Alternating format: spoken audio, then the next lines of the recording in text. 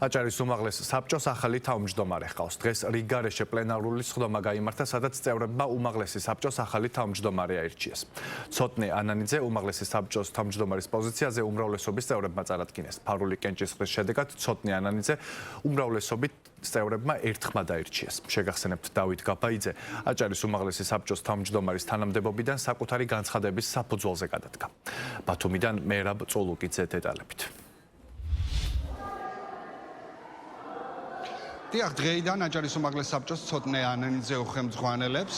დღეს არჩევის დროს აჭარის უმაღლეს საბჭოს სხდომათა დარბაზში 13 დეპუტატი იმყოფებოდა, მათ შორის ერთი ოპოზიციონერი და ცოტნე ანანიძემ 12 ხმით ერთხმად მოიპოვა მმართველი გუნდის მხარდაჭერა. ის აცხადებს, რომ საქმიანობას გააგრძელებს იმავე პრინციპით, რა პრინციპებითაც აქამდე მოღვაწეობდა და რომ ის იქნება ხალხის და ქვეყნის ინტერესების გამტარი.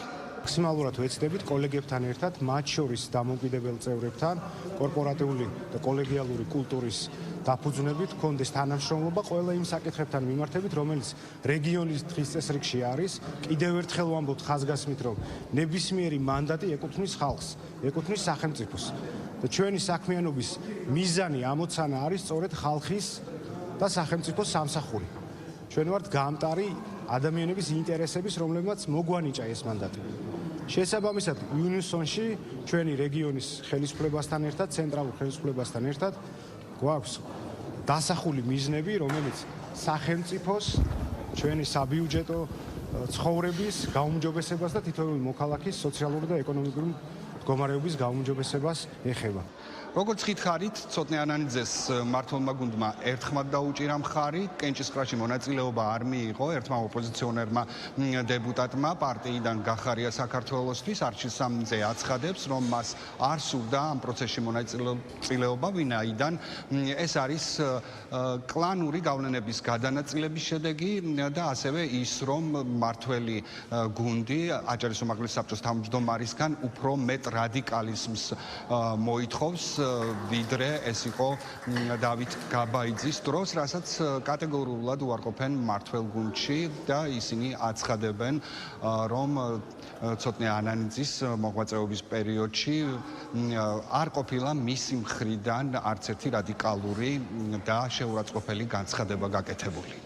თავი შევიკავე კენჭისყრისგან, რადგან ეს არ არის დაკავშირებული დემოკრატიულ პროცესთან, ეს არის უფრო შიდაკლანური გადანაწილების პროცესი, შიდაკლანური დაპირისპირების შედეგი და როგორც ჩანს, პარტია ოცნებამ გადაწყვიტა უმაღლეს საბჭოშიც, ისევე როგორც საქართველოს პარლამენტშიც, რადიკალიზაციის ხარისხი ცოტა მაღლა აწიოს. ეს არის უბრალოდ მათი დღის წესრიგი არის, რომელიც ყოველთვის დგას იმ პრინციპებზე, რომელიც ყოველთვის ადამიანის მიმართ ან ზისხთან დაკავშირებით, ან პოლიტიკის არსიყვარული იმ გუნდთან დაკავშირებით და ეს არის მოტივი, რა თქმა უნდა, თორემ ჩვენს გუნდში იქნება, რა თქმა უნდა, გადახალისება, იქნება ახალი ადამიანები, ეს არასდროს არ იქნება იმ მოტივით, რომ თითქოს რაღაც ან კლანური რეჟიმები და ან ასე შემდეგ.